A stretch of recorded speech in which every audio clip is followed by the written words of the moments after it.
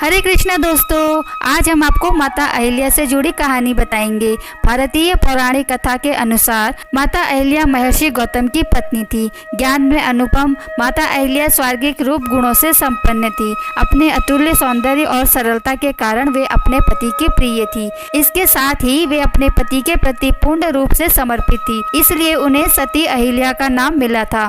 दोनों ही पति पत्नी धर्म का पालन करते हुए प्रेम रस से परिपूर्ण दाम्पत्य का निर्वाह कर रहे थे। ऐसे अद्भुत प्रेम को अचानक एक बुरी नजर लग गई। यह बुरी नजर थी देवराज इंद्र की, जो माता अहिल्या के सौंदर्य पर आसक्त होकर उनका प्रेम पाने के लिए लालायित हो उठा। इंद्र को महर्षि गौतम की दैवीय शक्तियों और सामर्थ्य का ज्ञान था। इसके साथ ही वह माता अहिल्या के पतिनिष्ठ होने के सत्य से भी परिचित था। इंद्र के पास इन शक्तियों से पार पाने का सामर्थ्य नहीं था, पर वह माता अहिल्या को भूलना भी नहीं चाहता था।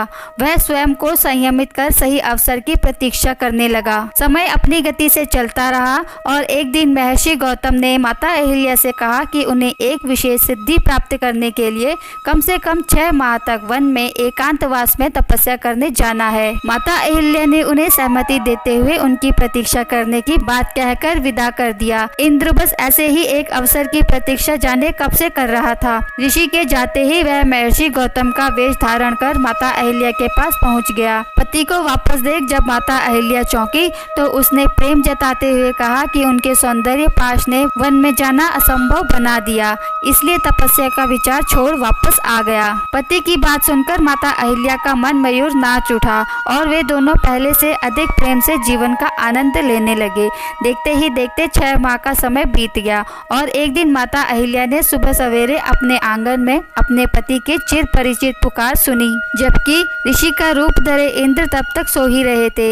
एक पल में ही माता अहिल्या को अनर्थ का ज्ञान हो गया। महर्षि गौतम को सामने पाकर माता अहिल्या पत्ते की तरह कांपते हुए उनके चरणों में गिर पड़ी।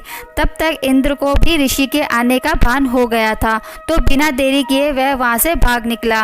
माता अहिल्या से सारा वृतांत जान ऋषि क्रोध से भर उठे और तुरंत ही उन्होंने श्राप दे दिया कि जिस स्त्री को अपने पति के स्पर्श का भान न हुआ वह जीवित नहीं हो सकती। तन और मन से पत्थर की तरह कठोर व्यवहार किया है तो तू भी पत्थर की ही हो जा।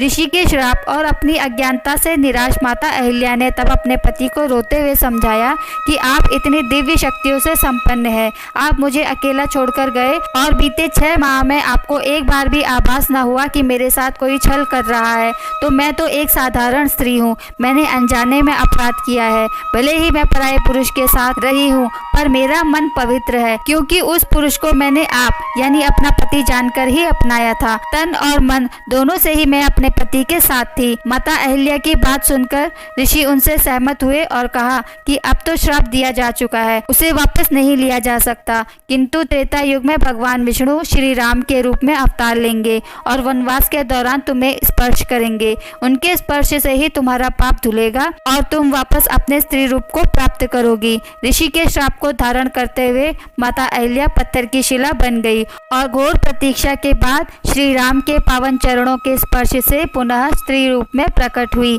तो ये थी माता अहिल्या से जुड़ी कहानी। आपको हमारी ये वीडियो कैसी लगी कमेंट बॉक्स में जरूर बताइएगा।